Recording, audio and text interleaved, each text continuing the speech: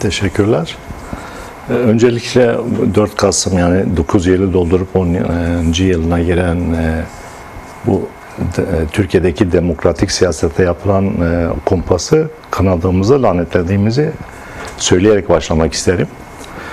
Evet, yani o 4 Kasım 2016 hakikaten Türkiye demokrasisinde geçmişte de bu ve buna benzer kara günler, kara tarihe geçen sıkıntılı tarihler var. Ama bu en önemlisi ve demokrasiye tamamen bypass eden bir gün olarak tarihe geçti. Ne oldu o gün? O gün eş başkanlarımızın da dahil olduğu arkadaşlarımıza yapılan operasyonlarla gözaltına alındılar ve tutuklandılar. Yani 9 tane milletvekilimiz tutuklandı. Şimdi aslında bugünden baktığımızda o tarihe bunu yapanların da mevcut iktidarın da bir hatayla karşı karşıya olduğunu aslında somut iki resmi karşılaştığında bu çıkıyor.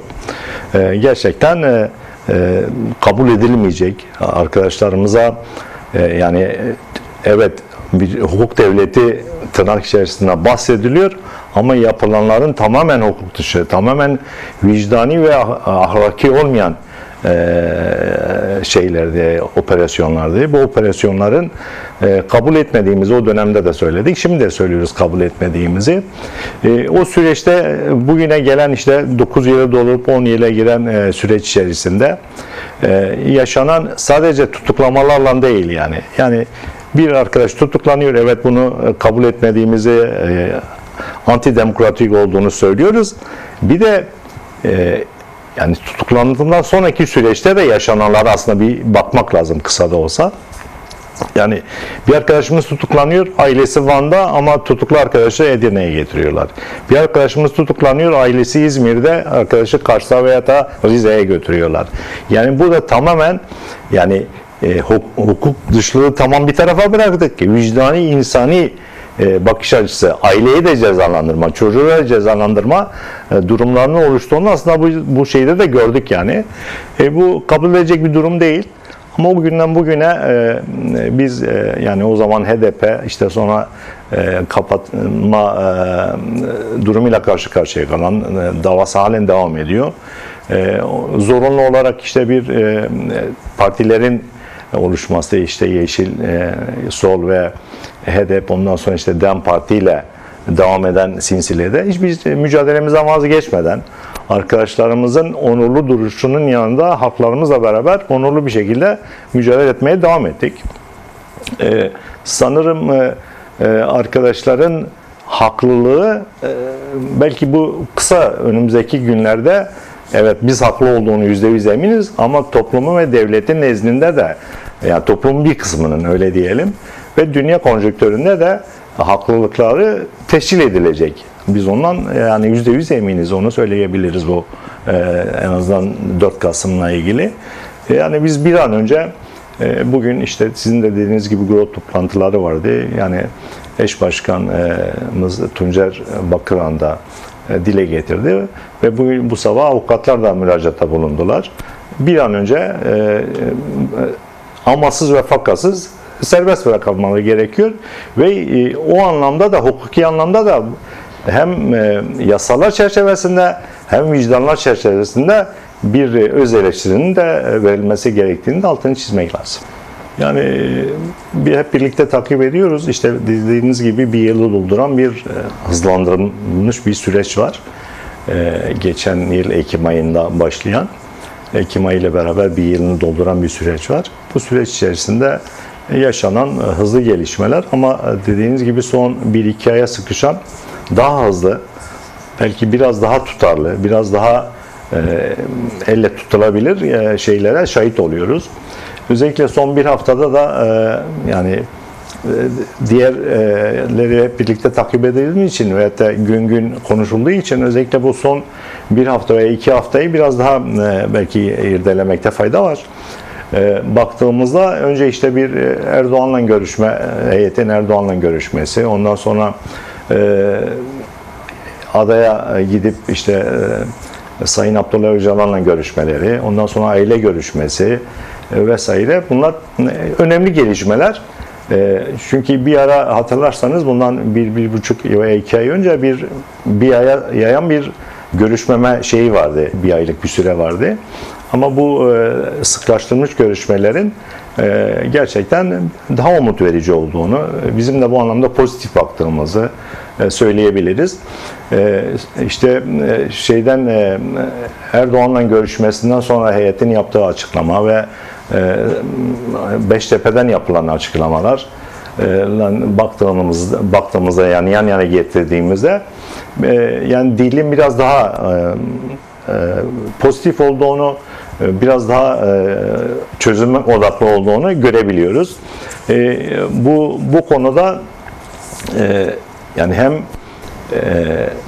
Erdoğan'la yapılan görüşme, fakat o görüşme sonrası ve öncesi baktığımızda mevcut iktidar yanlısı medyanın dilinin de burada önemli olduğunu söyleyebiliriz. Ya daha önce yaptığımızda yani bu dilin eleştirildiğinde hem partimiz tarafında hem heyet tarafında, Pervin arkadaş tarafında eleştirildiğinde sanki böyle yanlış bir anlamaya da olmuştu, yorumlanmıştı. Aslında şu anda geldiğimizde ne kadar doğru olduğunu, yani sizin Cumhurbaşkanlık Sarayı'nda yaptığınız açıklamanın paralelinde eğer medya aynı dili kullanmasa onun halka yansıması farklı oluyor. İşte bunun da münferit şeylerini görüyoruz. Zaman zaman işte Kürt kimliğine karşı, Kürt diline karşı, kadına karşı yapılan hunharca saldırıları aslında bu zehirli dilin kullanılmasından geçiyor. Bunu terk edilmesi gerekir. Nasıl ki süreç belli bir yere evrildi diye baktığımızda, ama medyanın dilini de buna göre değişmesi gerekiyor. Bu önemli bir nokta, aslında sürekli dillendirmek de gerekiyor. Çünkü eğer oradaki medyada halkın önüne çıkan kimliklerin, yüzlerin gerçek şeyi oraya yansıtmasalar, o zaman oradaki sadece belli insanların beleğinde kalıyor, halk bir haber oluyor.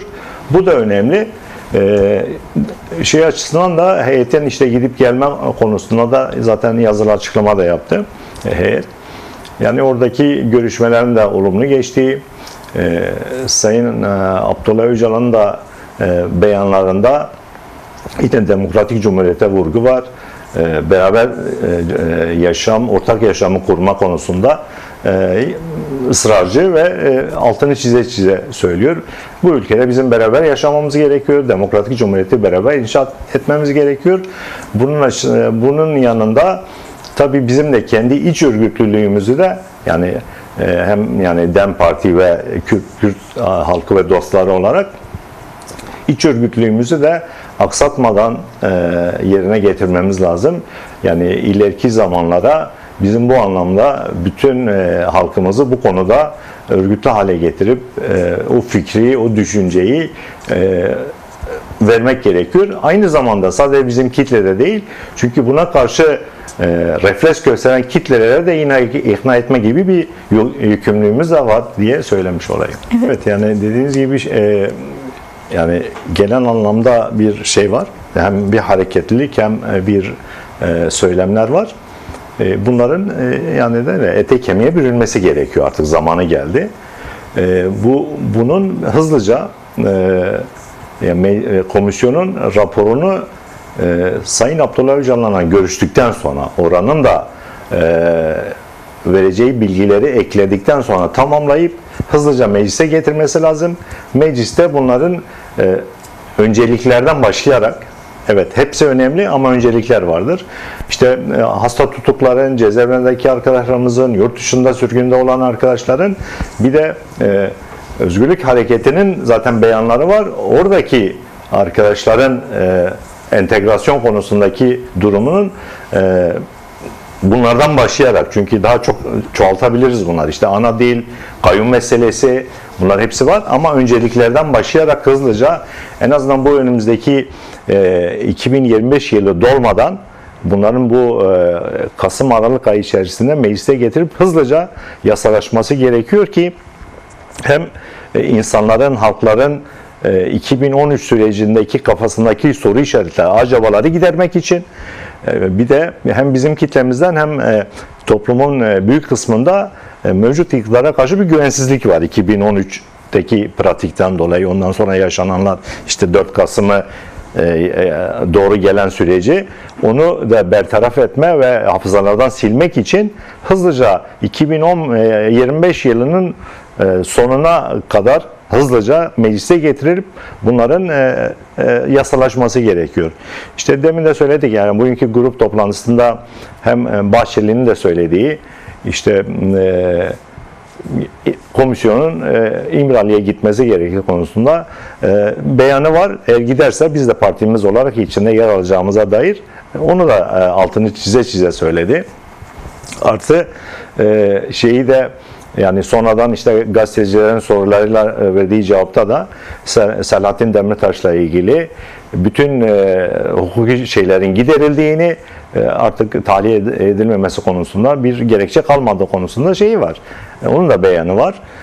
Bunun hızlıca artık amasız fakatsız yerine getirilmesi gerekiyor ki bunun için zaten yasaya gerek yok. Zaten mevcut yasalar bunu gerektiriyor.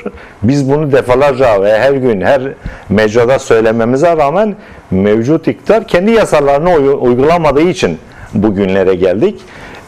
Bu açıdan mesela onların işte yani iktidar tarafından, işte Mehmet Uçum'dan bahsettiniz. Evet, onun da bir beyanı vardı ki yani baktığımızda tabii ki sarayın dili olarak bakıyoruz. Onun da söyleminde komisyonun görüşmeye gidip İmralı'da görüşmeyi yapması gerektiğine dair beyanı var. İkinci bir şeyi de var. Bence o da önemli. Çünkü o da geneli, yani Türkiye'nin genelini, hem Kürdistan hem Türkiye genelini ilgilendiren bir şey. Aynı zamanda bu komisyona bir öneri yapıyor. Diyor ki bu komisyonun sadece gidip İmralı'da Sayın Abdullah Öcalan'la görüşmeden ziyade onu yapması lazım. Bunun yanında da Türkiye'nin demokrasileşmesi için yasaların çıkmasına ön ayak olması lazım. Çünkü mevcut komisyon şu an meclisin %90'ından fazlasını temsil eden bir yetki şeyi var orada. Bir temsiliyet var. Eğer bu komisyon bu yetkiyle bunu yerine getiremezse biz bu fırsatı bir daha yakalayamayabiliriz. Bu açıdan Mehmet Uçum'un da o şeyi, o beyanı, o tespiti yani pozitifti. Bunun yerine getirilmesi için de hızlıca adımların atılması gerektiğini düşünüyorum. Görev bize düşüyor. Yani DEM Parti başta olmak üzere. Yani sosyalist devrimcilerin vicdan sahibi insanlara düşüyor. Özellikle yani yapılan görüşmelerde hem aile görüşmesine hem heyetin görüşmesine, daha öncekinde ve son görüşmede de Sayın Abdullah Öcalan'ın bizlere, ki biz bunu şey olarak alıyoruz, yani esas alıyoruz. Yani hem Demokratik Toplum Manifestosu'nun içeriğine dayanarak, yani toplumu demin de dediğim gibi bu sürece hazırlama, örgütleme, doğru temel, demokratik temelde mecbur etme, iktidarı mecbur etme. Tabii bunu yaparken sadece kendi kitlemiz değil, bizim dışımızdaki kitle, yani Kürtlerin dışındaki kitleyi, vicdan sahibi herkesi bu anlamda gidip bunu konuşup, sohbet edip, ikna etmeye, bunun yapılan haksızlıkların, işte başta söylediğimiz gibi işte 4 Kasım'daki yani hem eş başkanlar hem milletvekillerimize hem binlerce arkadaşımıza ve halkımıza haksızca yapılan gözaltılar, tutuklamalı, yurt dışına gitme mecburiyetinde kalan arkadaşlarımıza durumunun aslında işte boş bir davadan olduğunu söylemek. İkincisi işte kayyum meselesi, işte o entegrasyonla ilgili yaşanacak şeyleri bizim, yani birinci derecede görev bize düşüyor. Bizim bunu halkımızla gidip köşe bucak oturup sohbet edip paylaşmamız gerekiyor. Duyarlı hale getirmemiz gerekiyor.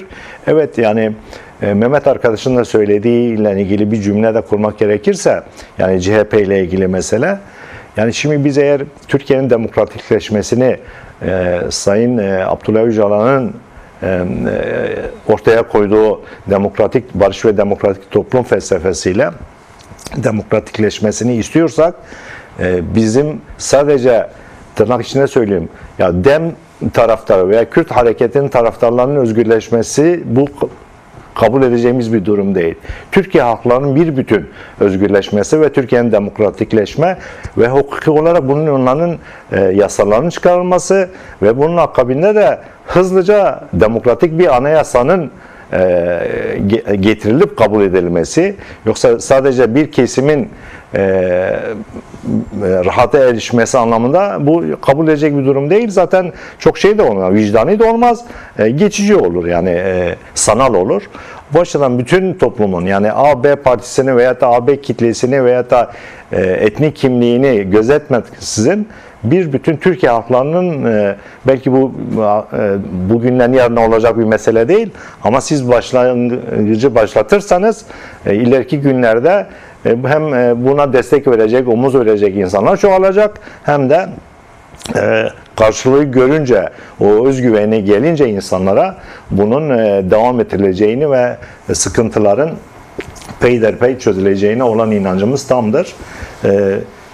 Tekrar şunu da söyleyeyim, yani bizim özellikle bunda biz üzerimize düşeni yani genel merkezden tutun ta mahalledeki birimlerimize kadar, mahalle komisyonlarımıza kadar evet belki bazı konularda öz eleştirel durumdayız. İstediğinden sahaya yansımıyor ama arkadaşların özverili çalışmalarıyla bunu başaracağımıza olan inancımız da tamdır.